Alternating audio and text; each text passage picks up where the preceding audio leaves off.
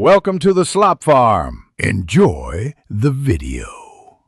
You'll begin by signing into Showmax on the web or the mobile app so you're in the right account.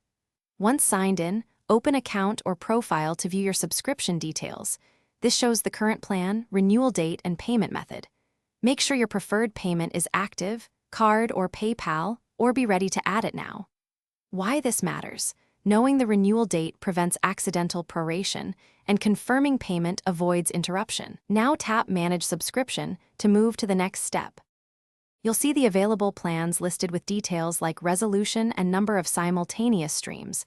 Compare these quickly to your needs. Once you choose, select Change Plan or Upgrade/Downgrade and confirm which billing cycle you want, monthly or annual, because cost and proration differ. Make sure to read the effective date shown. Some changes apply immediately, others at next renewal. After confirming, authorize payment if required. This step ensures the service you expect and prevents surprises on your next bill. Finish by checking your email for a confirmation and verify the updated plan under account details. That prevents billing confusion. Once confirmed, log out and restart the app or refresh the browser to update streaming quality and device allowances. If the plan didn't change, check the payment method for errors and clear app cache or reinstall if the app still shows old data.